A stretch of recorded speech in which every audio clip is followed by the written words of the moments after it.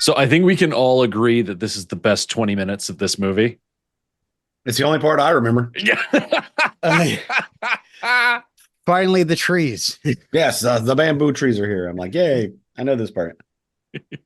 But the lead up to the trees is even better, I think. It's just so good. I had forgotten about the bar from the Acolyte being used in this movie first. It's just another thing that Disney stole from this movie to make their mediocre Star Wars project. Mm-hmm. And that's not me saying that. Everybody else on the internet is saying that. Mm-hmm. I didn't have a problem. It's following the Acolyte, footsteps of George Lucas, stealing from Throne of Blood and Hidden Fortress. I think the most surprising thing that I saw in the tavern scene was that they actually had Jar Jar Binks in the background, and I was like, "Wow, I didn't realize they got him from this movie too." Well, it said Jakku port over the sign over the bar. I translated the Chinese. Good old Google Lens. Well, let's get into it because there's a bunch of characters we got to meet, and they've all got cool ass names. Let's go. Let's go. Here we are. I can't see me loving nobody but you for all my life. When you're with me, baby, the skies will be blue for all my life. Me and you and me, no matter. Greetings, everybody. Welcome to another cut of Swordboys, cut by cut. My name's Robin. I'm Rick. I'm Jonathan, but Iron Fist. Oh, are you related to Metal Hand? No, his name is crap, and it makes me angry to hear it, and I shall kill you because of this. Oh God. How if you kill me, however, will we talk about cut 5 of Crouching Tiger, Hidden Dragon that starts at 1 hour, 20 minutes, 8 seconds and goes until 1 hour, 39 minutes, 20 seconds, beginning with Jen using the Green Destiny to absolutely destroy a small army of mercenaries and ending with an unconscious Jen being whisked away by Jade Fox. Mm-hmm. Segway Gorilla, you got us again. As surprised as I was to see Bo return in the last cut, I think it's equally surprising that Jade Fox has the gall to show her face again. Not that we see her face at the end of this cut, but she's there, and I'm like, it was how Jade dare Fox's you? stunt double showed up. Oh, okay. I got very worker. confused. Did I watch the wrong cut? What's even crazier is that when they open on this cut, and it's the part in the bar, those 3 guys from Back to the Future 3 are also there. Super weird, like Nikkei. The hell? Why? Run for fun. Did you notice Elijah Wood playing a video game in the background there? Yeah, I did. If you look closely, Elijah Young Wood is Elijah there. Wood. Yeah. Yeah. Boy, really, what is that noise that's blaring through this like tavern? Unfortunately, it's music. There is a lady singing, and it's like that. I don't want to make fun of it because I'm sure it is culturally insensitive, but it's bad. Yeah, it's high pitched and like, hey, It's not my cup of tea. I'll tell you that much. It is its style, though. Old men in this bar just like music today is just noise. It literally is just noise. What we're hearing is their version of like American Pie or Sweet Home Alabama. So, yeah, I did some research on this kind of singing for Karate Kid Minute and didn't bring it here. So go check that podcast out. Wow. All right, just join me there. Just stop this. No, just kidding. Just kidding. Yeah. So Jen gets led to a table by this maitre d', and then the waiter shows up, and he's like, and then "What do you she have?" orders food for 17 people. Like, okay. First and foremost, I don't think I could just walk into a restaurant or a tavern or a bar and just start listing off things that I want to eat. I would want to see a menu. You don't know if they have steamed white cod, entire fish, bite-sized meatballs, as opposed to what, Jen? What this other kind of meatball are you? Don't give me one big prank meatball, you sons of bitches. I've had that before. She mentions is a steamed whole cod and then bite-sized meat. Like, I want a whole fish, but the meatballs, I just want little tiny ones. It sounds like she's at a lunch counter at an IKEA. Yeah, Steamed she wants- fish, meatballs. I mean, maybe not shark fin soup because I think that's illegal nowadays.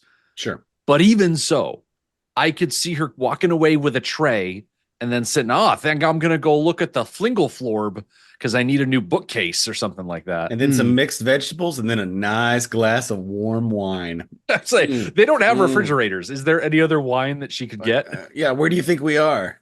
No Jello pudding cup. I don't understand that. That would have completed everything. You get a Oh little my dessert. God. Today on my TikToks, it was showing me like an old video from 1975 in England. And they're like, this is one of the last places you can get jellied eel. And I'm like, good. We Fuck you. What are you talking about? remember when we used to get jelly deal. Oh, it's the best Most of times. the things that she's talking about, a big thing of cod, some meatballs, Yeah. shark fin soup, some mixed vegetables, Mixed vegetables? and some hot wine makes me just like, oh, I don't want to eat. I don't want to eat here. Yeah. By the way, I'm going to throw up in that clean room you're getting me later. We get another sir here, and I'm still baffled why anybody sees her as a man. She's got a big braided ponytail. I understand some of the men wear those as well. And then she's like wearing a pink outfit, and she then pulls out her purse to get some money out of. Yeah, And I later see on, her none of expression when she's looking at that purse. I don't think she was planning on just walking out after paying. I think she was going to fight her way out one way or another. She's going to Oh, dine I and didn't catch dash. that. Yeah. That's funny. I guess Just- if I start a fight, I can make. She's turning into more and more that Australian guy. A succulent Chinese meal. Because that's the reason why he was being arrested. He used to dine and dash. He became very famous in wherever in Australia he was for going into restaurants and not paying. So they just immediately just called the police, like, you're not going to pay. So you're being a dick. So yeah, she's got her succulent Chinese meal.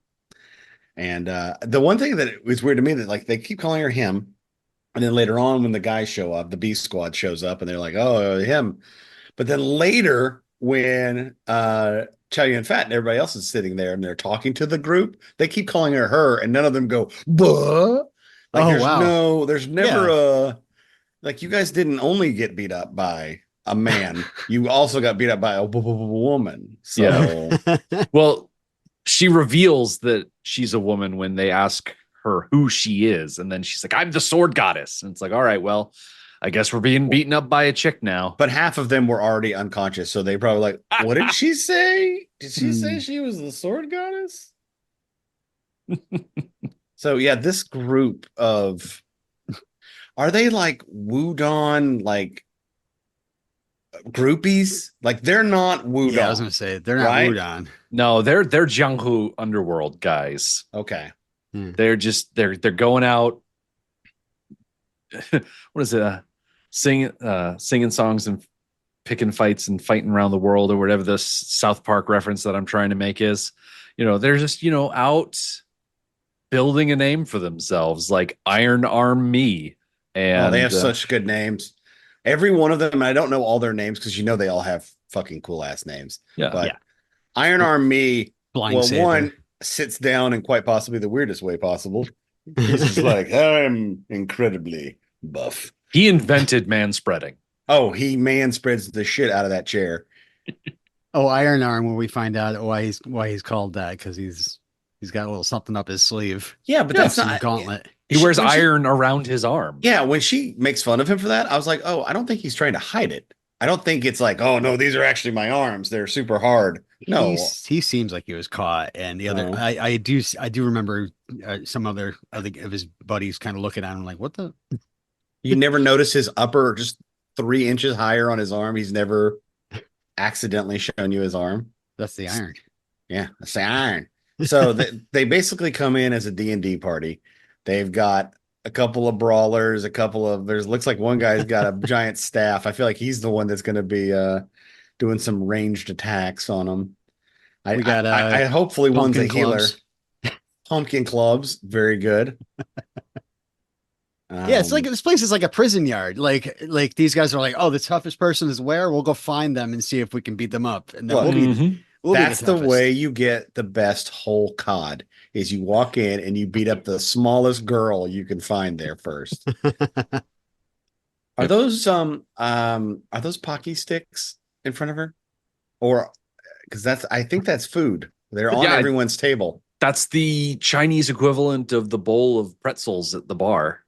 Oh, nice. Those are like little they're not because they're not chopsticks, right? No. This Those is are food. This is unlimited breadsticks, why. right? Why would they have that many chopsticks sitting in a bowl?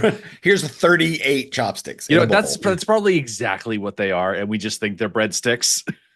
Yeah. I like to think better that they're like when you walk in. I mean, she's already got. It's funny if you look at her table, the dude's already gotten her some stuff. So I can't tell if she's got that hot wine yet, but she got the breadsticks. She's probably got some appetizers. She probably went for what are you going to get for an appetizer? Is there a salad bar in this place? Potato skins are always good.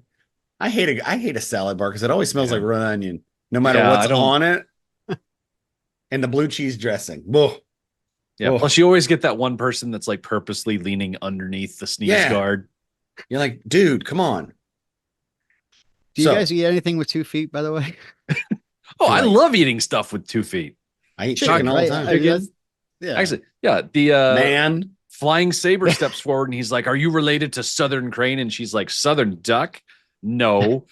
And he's like, "Well, how could you defeat Li Mu Bai if you don't know the name of Li Mu Bai's master?" And she's like, "Well, for first and foremost, Southern Crane was dead by the time I heard his name because he slept with Jade Fox. She poisoned him." Also, you said, "Are you related?" Right. You didn't ask me if I knew them. Right. Right. So technically, you're an asshole. Right. Although, who's the bigger asshole, him or what's his The name? asshole Shining Phoenix Mountain Gao, who steps forward and he whips out his metal fan and he starts shaking it. And then as Jen starts to talk about how much she hates the name and how it makes her puke, he like starts to kind of step away and try and make himself a smaller target.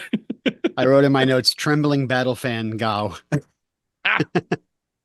I by the way, and Jen hard on, fuck Gao boys. Gao boys, fuck those guys.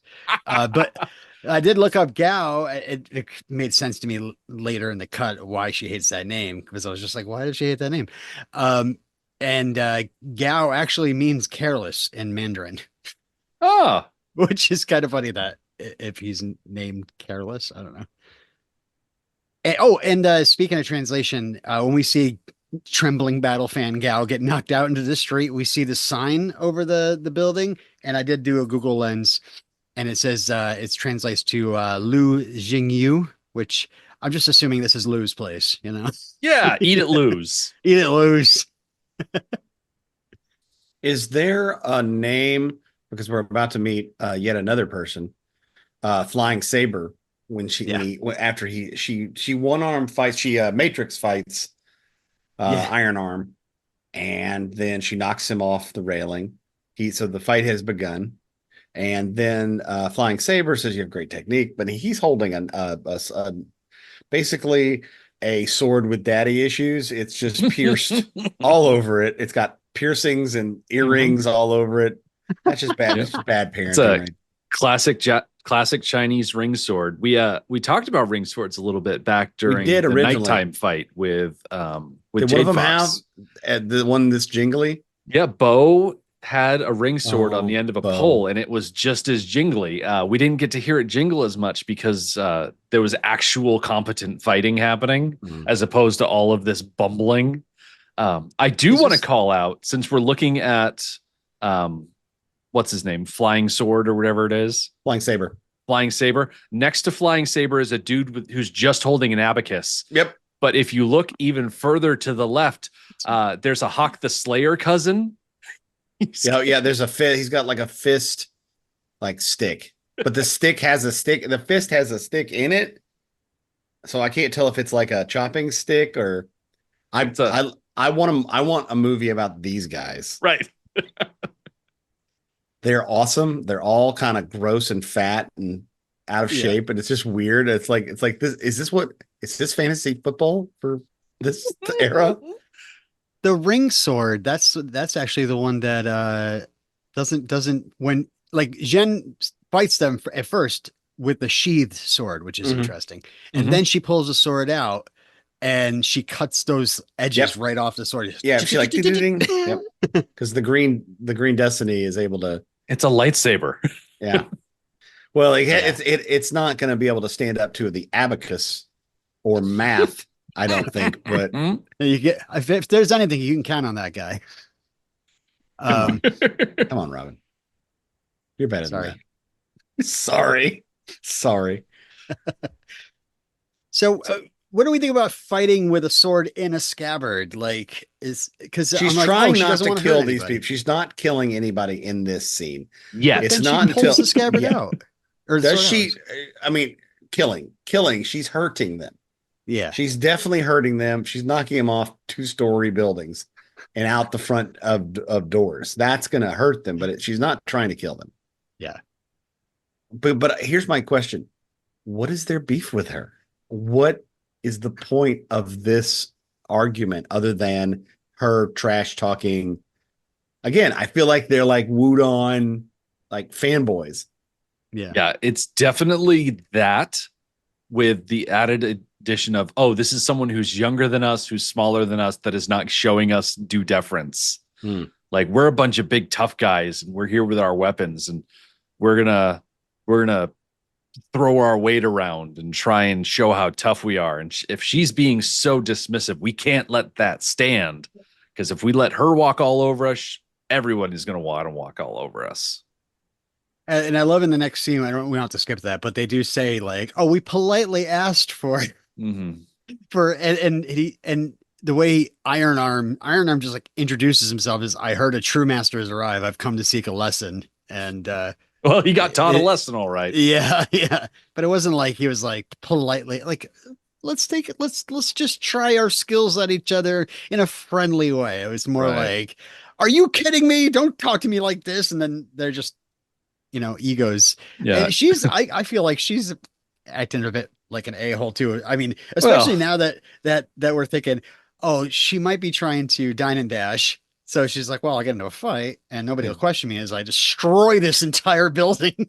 Well, right in the middle of the fight, you get that one guy, Monk Jing. He's like, don't you know Monk Jing? And she's like, who the hell are you? And why are you talking to me? And they're like, who am I? Who are you? And that's when she launches into, I am the invincible sword goddess armed with the incredible green destiny.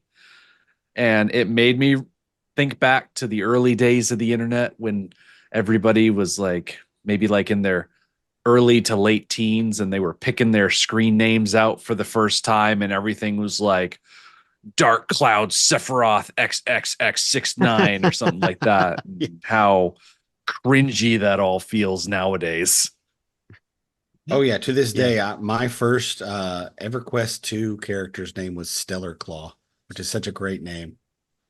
But one, because it was never taken, so I was always Stellar Claw. I mean, that would work in this context too. I never added X's on the ends of my names or the beginnings of my names, so.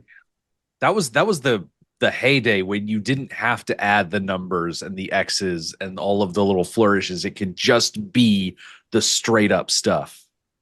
Yeah. So what you're saying, Robin, what you're saying is, if they're just coming there to have a friendly competition, this movie's a little bit more like over the top at this point. Where they're just coming together to do like, you fight, well, I fight too, let's fight together and let's just see who's better. Okay, you're better, cool. One of those mercenaries, he's got a big old wagon parked out front. His daughter, was it daughter or son? It's a boy. Son.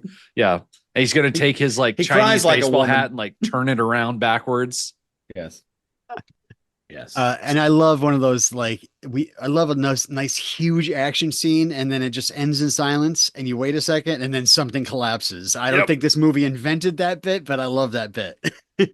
It's pretty incredible, since in the next scene that part of the thing is back, the bridge is back.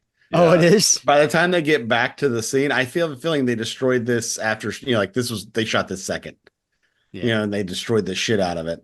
Yeah, I feel like a bit of time has passed between Jen's rampage and Li Mu Bai and the others showing up. Yeah, how does that work? Like, how quickly are they getting there? Like, how long is this entire movie taking? Are we talking months? Is it These 'Cause how guys long have was it- gotten medical treatment, but they still look pretty damaged. Mhm. So I'm thinking it's within the maybe a past day. couple of days. Yeah. Yeah. But how How long about is that- this movie supposed to be taking place over? If it really only had the night where she stole the Green Destiny, has the Green Destiny really only Yeah. been gone for a day and a half, maybe 2 days most? It's hard I'm to not tell. too sure. It is Yeah. hard to tell. Yeah. We've had a couple of night fights. So in my mind, it's like, oh, it's 2 days later. But if it is it's more than 2 days because Lee Mu Bai is just like farting around somewhere else and finds out and comes Mhm. back, Mhm. which makes me feel like, oh, maybe it's weeks. Maybe there's weeks going by. Because also there's also later on, Jen has like you are my sister. Like there's this kind of sisterly bond that's been created. I'm like, you've known her for 2 days. What are you Mhm. talking about? You've had tea with her once. Why are you so involved? They just really connected. Yeah. Sometimes you just know.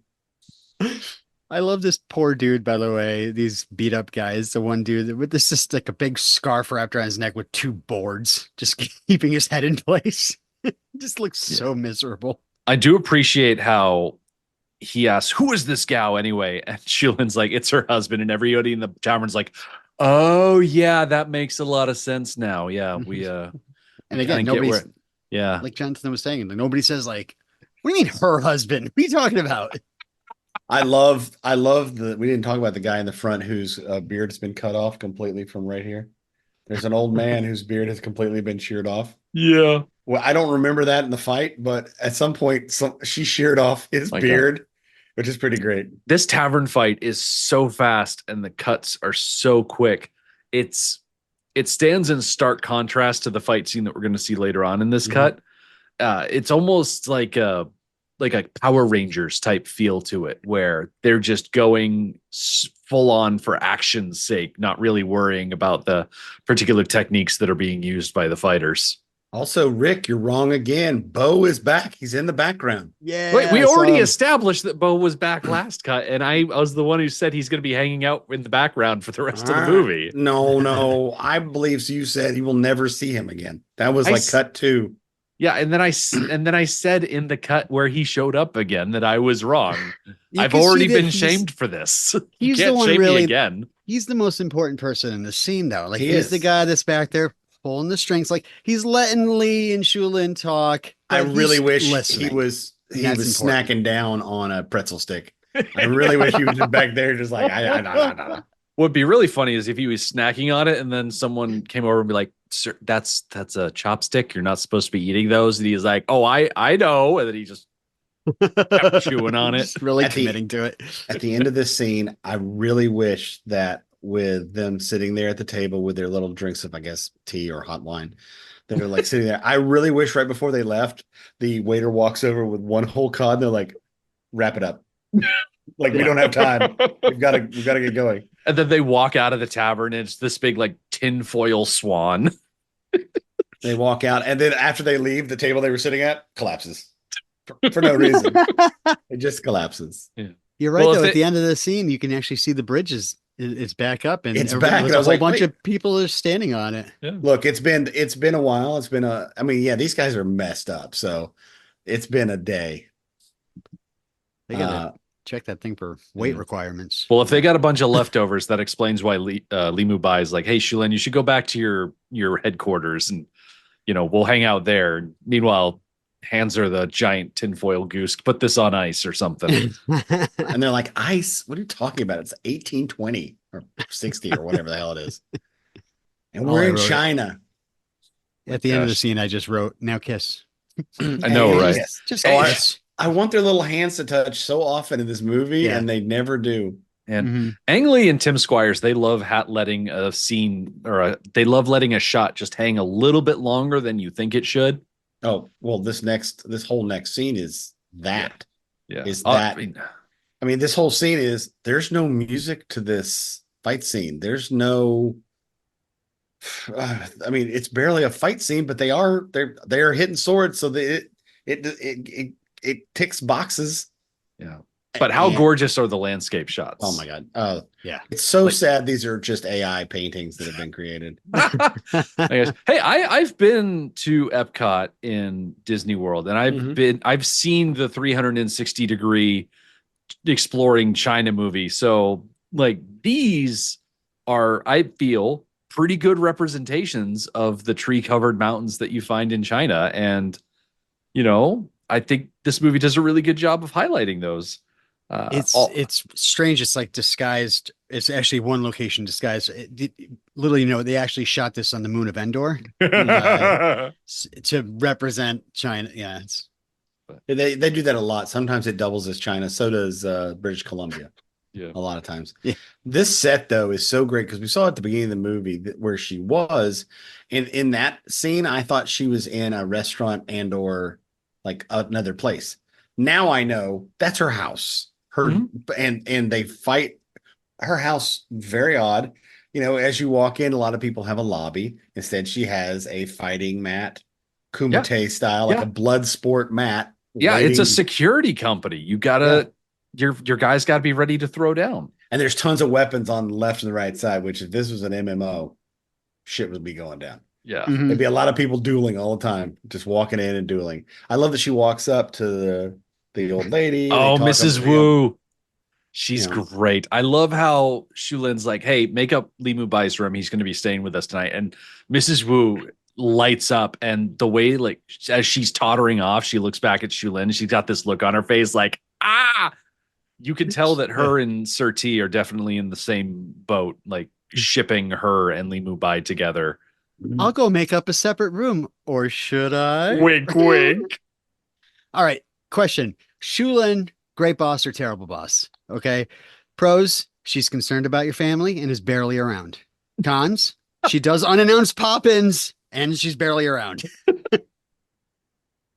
Yeah, but this is a time when, I don't think the head of the household is ever around. I feel like you have the house. She has this beautiful house. She never gets to hang out in it. She's always at work.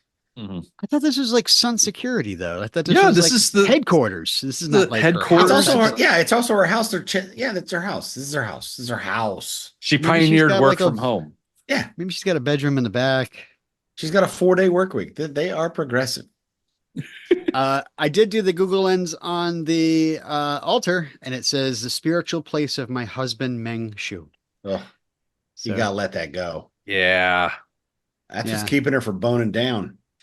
she does close it right when she's done. So Well, yeah, she doesn't want him to watch. yeah, yeah. Like, we could do a flashback of her and Meng and be like, Meng can be like, oh, tell you, if there's one fantasy I have, it's to be cucked.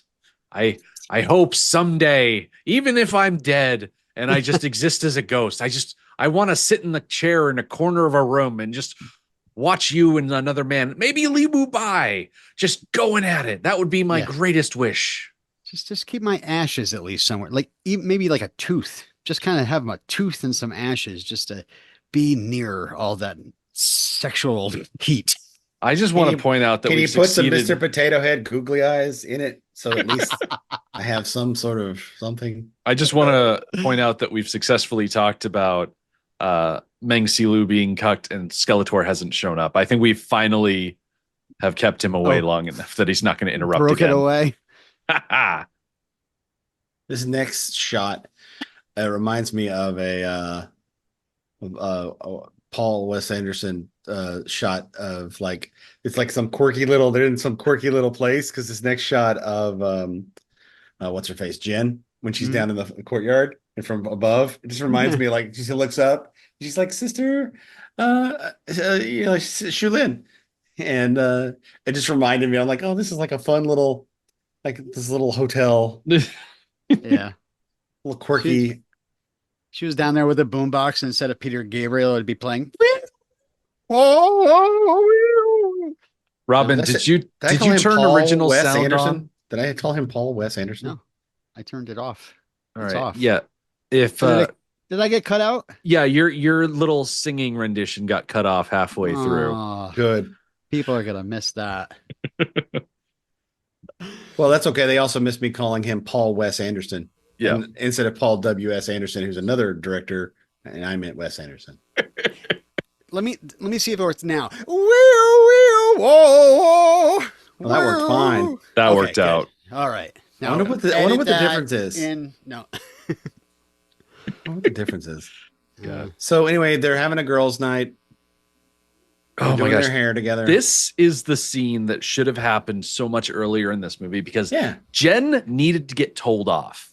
She needed Yeah. someone to sit her down and be like, listen, you are just a straight up bitch and you need to stop because you are literally ruining everything, you little brat. I knew you stole the sword. I'm trying to save your ass and your family, and you're like, man, I don't want to marry him. My boyfriend just got put in jail for trying to get me out of the wedding. It's like, Yeah, I'm not understanding her motivation here. Like, it seemed like she escaped, grabbed the sword, and she's on the run. She's got this good disguise going, and then she kind of blew the disguise there at the bar. But she just kicked everybody's ass, and now she's going to be like talked of by people, and she's got that Zhang Hu life that she wanted. Her motivation is that she's a teenager and she doesn't really know what she wants. She just knows that she wants to rebel against what her dad wants. That's her motivation. And that's why she's the villain of this movie. But teenagers are the villains of this movie. Yeah. Well, they're the villains of everything. Like all of the heroes in this movie, like Shu Lien and Li Mu Bai, they represent a very conservative mindset. And Jen is just like one of the daughters in Fiddler on the Roof. They want to change things. And poor old Shu Lien is like tradition. And Shu Lien even says, she's like, Li Mu Bai is coming. And the first thing, Jen's like, you're setting me up. You came here. How did I set you up? Is friendship real, by the way? Just asking. She doesn't think it's real. I'm like, maybe she's just like an introvert. Maybe she doesn't have any friends. Jen is slowly inventing emo music. Jen's Like, only friend is that, yeah. Friendship's not real. Swords are my friends. I'm just a human who wants to be loved. I don't need friends. My only friend is this comb. This beautiful comb. It's true. Her only friend is that comb right now. Great comb. And that sword. She's got two friends.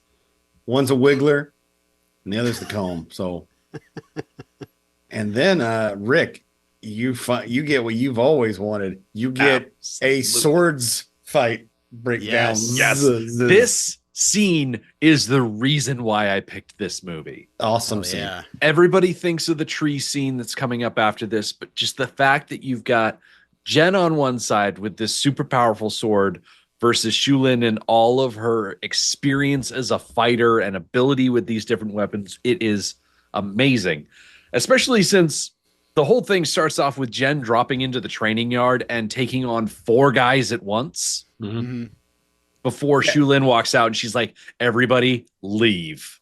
So goes Shut to the her, doors. another tick mark to good boss. She does not leave them there. He's like, get out of here. I'll handle this. Listen, that's the difference between a boss and a leader. Shu Lien is a leader. She's right out there out front saying, I am going to fight this teenager. Yeah. I know in some of the sped up stuff that it's not them doing the fighting, but there's a lot that is them. There's a lot of medium shots and it's them. And I'm like, that's pretty impressive. Even if some of the harder stuff is being done further away by, stunt people, I'm fine with that. I did a little bit of reading about this scene, and they did mention, like, remember Michelle Yeoh has got this torn ACL, so a lot of those mid-range, you're just basically you're really noticing that she is staying in one place. Yeah, and not like leaning down and stuff. She just kind of like fights like this. Yeah, like her but hands it's move. real good. It is really good. Because the Jade Destiny, Green Destiny, sword cuts through the first sword she has. So she goes and gets a wiggle stick, and now there's a wiggle sword against a wiggle stick. For the 3D edition of Crouching Tiger, Hidden Dragon. Whoa, the spear's in my face. All right. So we start off with Green Destiny versus Shu Lien's preferred machete. And then she breaks the machete vertically, so now it's like 2 machetes, and so she's able to do cool things like machete. she's able to do cool things like trapping the sword between the 2 blades and whatnot. And I like that it's not until the swords have split into 2 that the Green Destiny is able to cut through them. That was a really fun little detail there. I can't believe this sword fight goes on so long. Most of my sword fights are very short. Oh, he's back. I summoned him. Like my lovemaking. Short and brief and chaotic. And bony. And, well, of course. I can't do the voice today. I had a block party yesterday and I think I've lost some of my Skeletor. That's okay. I'm here. Oh, thank God. Let's talk about this fight, Rick. Yes. So, Jonathan, as you mentioned, as soon as the machete are broken by the Green Destiny, Shu Lien grabs the spear, initiating the put on your 3D glasses portion of this fight. I love how, despite the spear being such a simple weapon, there's so much versatility to it. There's a thing in the Fire Emblem series of video games called the weapon triangle. And in the weapon triangle, spear beats sword, sword beats axe, and axe beats spear. Because the spear, it's got so much reach. You can tell whenever Shu Lien is trying to attack with the spear, she's staying really far back. And demonstrating also just how flexible the shafts of those spears can be. Ah, you're trying to call me back. Sorry. Keep saying shaft. Yeah. So her next weapon is the hooky swords. Oh no, the hooks. Then it's a lamppost. That's right. After Shu Lien breaks that table, meaning that they're going to have to go back to that IKEA we were at before. There was only one table in that whole room. It's the only piece of furniture in that whole room, and they cut it in half. Yeah. So yeah, Shu Lien grabs a pair of hook swords, which I think are also called like tiger eye swords. Basically, those things are 95% blade. Like you've got the handle has blades pointing out of it, kind of like those crescent daggers that Inspector Psy had. They have spikes at the bottom. The blades are curved. I love how she hooks them together and then starts whipping it around above her head. Hey, how is Inspector Ty doing, by the way? He's in the hospital. He's good, right? Like a little bit of brain damage. Yeah, he's feeling okay. They put him under that blanket so that he could stay warm, and now he's at that farm in the they had to northern warm province. up his face where the thing is. They had to warm up his. Yeah. Okay. I was just checking. I just want to make sure he's all right. So yeah, then we see a lot more wiggle from the Green Destiny is not. The wrong word is not. It's not that it.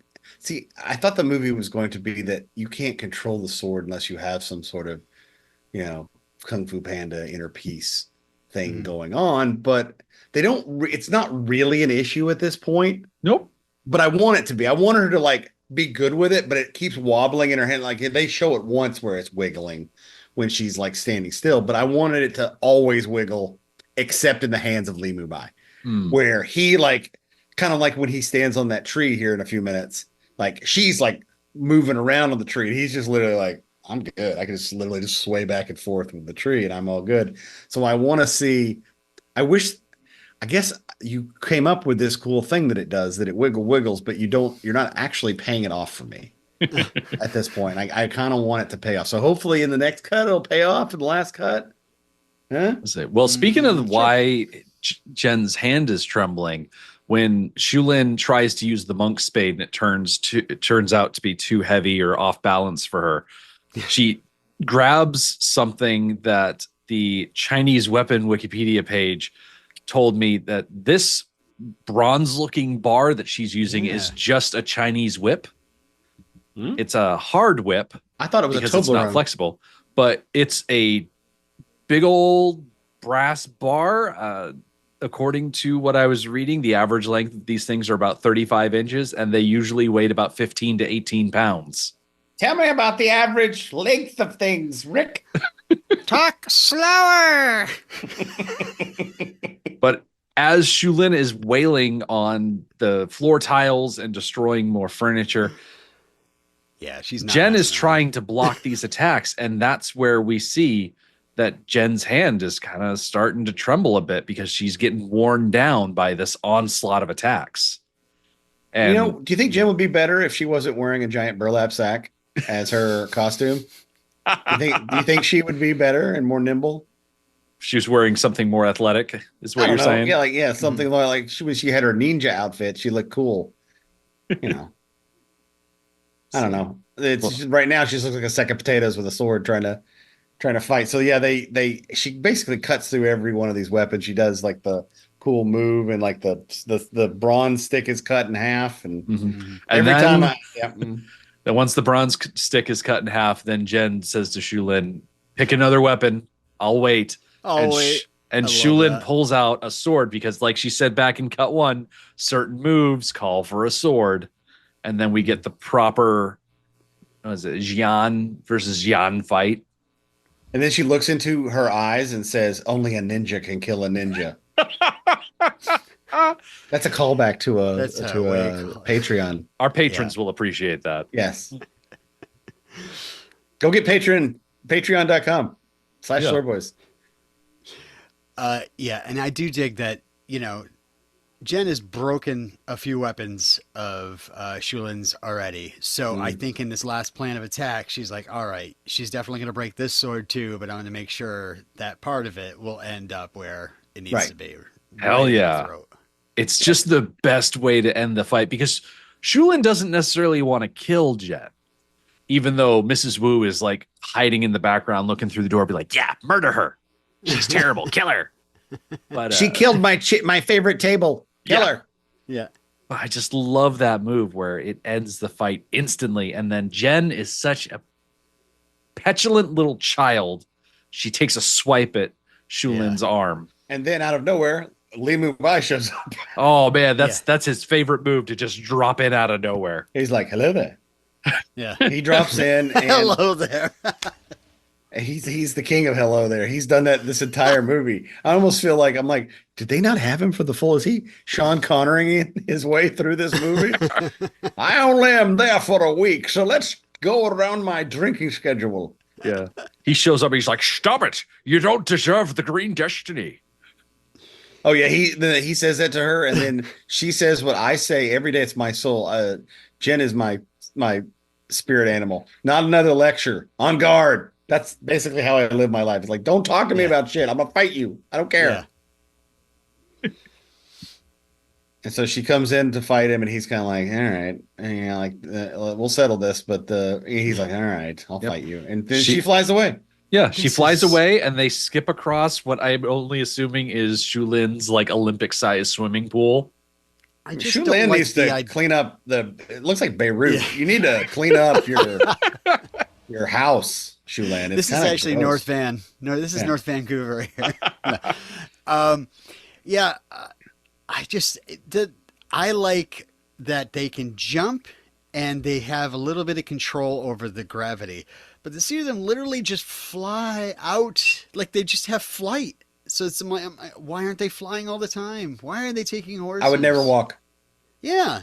I would fly into town and get myself some food and fly back. And then how it looks like when they're flying across the lake, just kind of like, I don't know, skipping a little bit across the lake. It just doesn't make sense to me. And it's just, I don't know, I guess it's part of the wuxia stuff here, but it kind of takes me out of it. I'm like, okay, that's a little, I can totally believe people fighting at the top of their game and really just having a kick-ass sword fight. But when it's like, whoop, and here we go, let's fly away.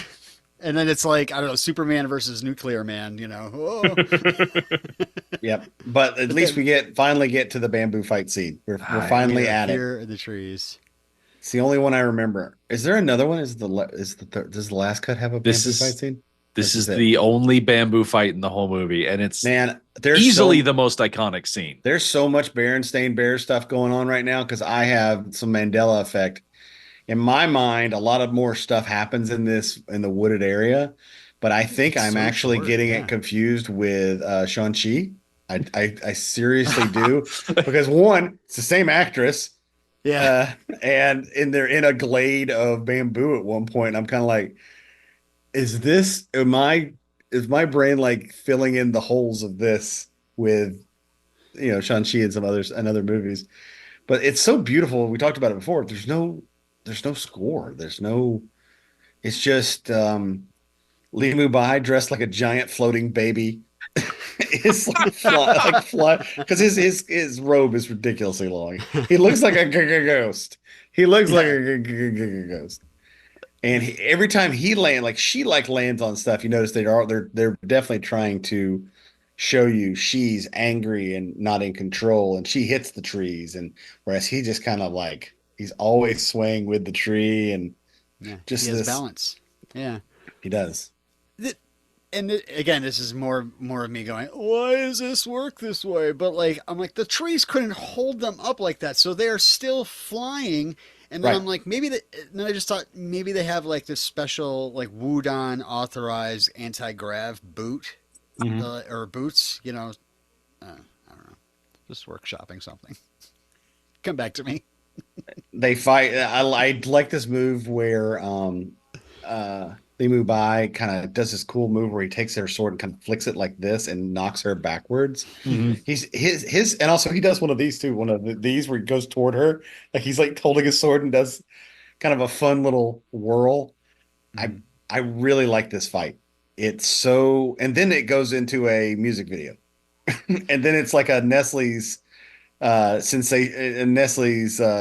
Symphony bar commercial because it's like just shots of their face like going by and it's a little romantic for me. I'm like, this is are we shipping them now? Like, what's happening? Yeah. And especially if Shu Lien's like, hey, I'm right over here. Yeah. What are you doing? Are you trading up like your master? Meanwhile, Meng Silu's ghost is in the corner with a thing of popcorn, like, oh yeah, now it's happening. So yeah, they're on the branch, and they kind of it ends with them both on a branch. It's kind of leaning over, and Lee Mu Bai is just he does that cool thing where he puts his sword behind him. Like it's not a casual move, but it is for him. And he just is waiting, and she's like moving around the thing, and then they're just straight up flying. And then they fly over some water. I would love to watch some behind the scenes on this scene, especially where they get to the water. Yeah. Because the crane work must have been insane having to have those harnesses and all that stuff up there and working on that stuff. How long the cables must have been. Oh, yeah. It had to be like, I mean, we're talking 100-foot long cables, the 200-foot to keep them out of the shot. Because I know they digitally removed the wire, but they're trying to not keep the crane. They don't want the crane in the shot either. Right. And then they talk for a second, and then he boops her. Yeah. What's the boop for? What's this? I believe Miyagi used this on Kreese at the beginning of Karate Kid Part 2. Oh yeah. Yeah.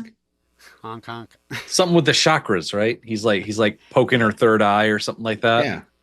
And like a true teenager, she's like, all right, if you could take back the sword in 3 moves, I'll go with you. And then he takes it in 1 move, like barely half a move. Give it back.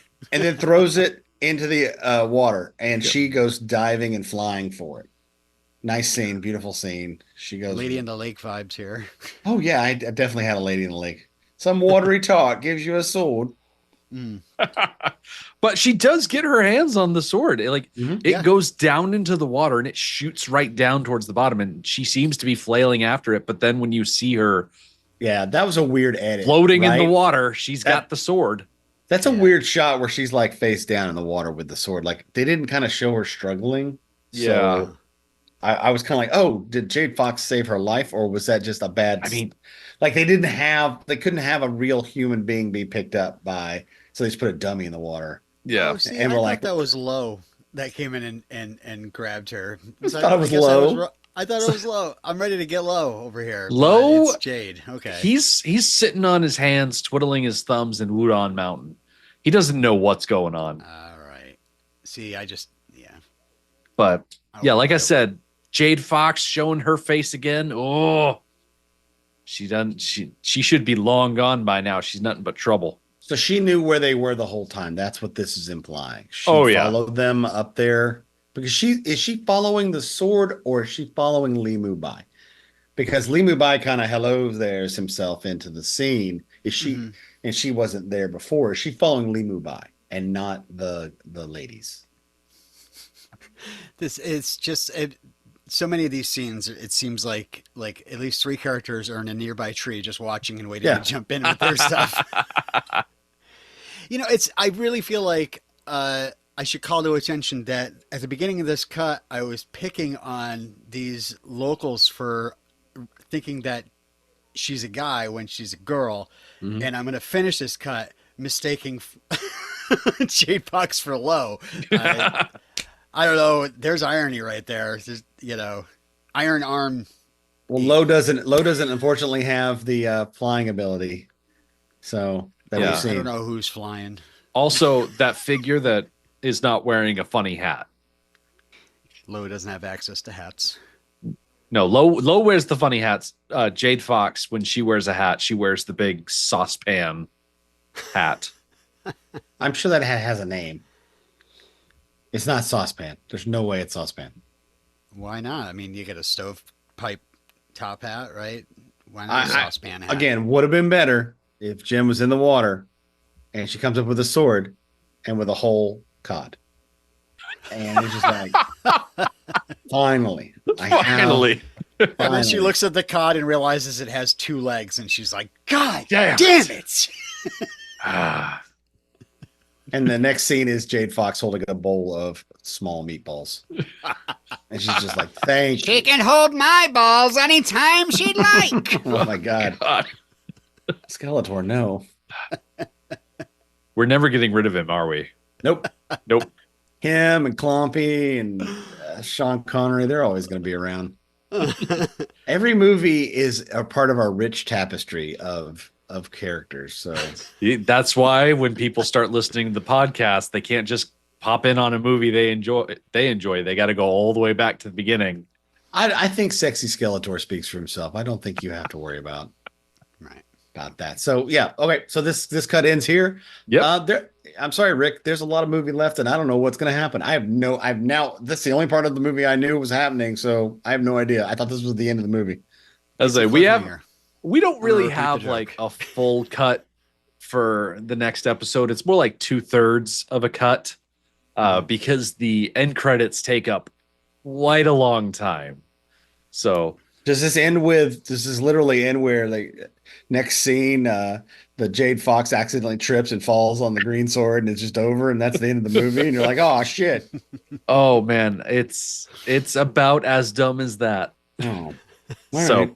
all of our listeners should come back because next time Jade Fox has stolen Jen away, but that's not the only nasty trick she has up her sleeve.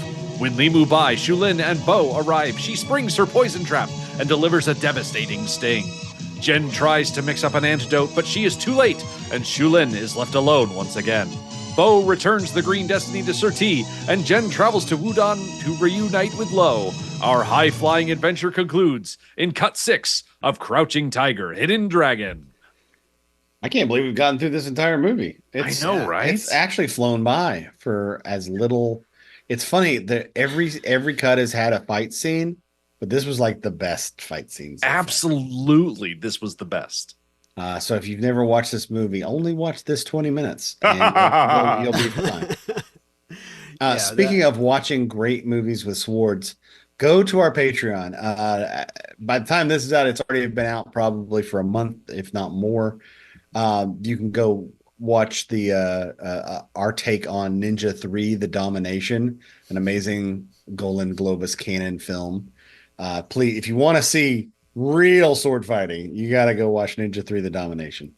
We're watching the third movie in a series that actually has nothing to do. It's not really it's a series in name only. It's barely a series.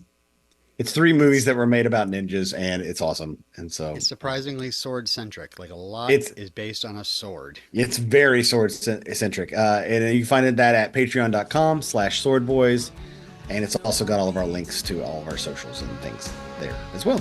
So until 2 weeks from now. Clang. Clang, clang! Bang, bang!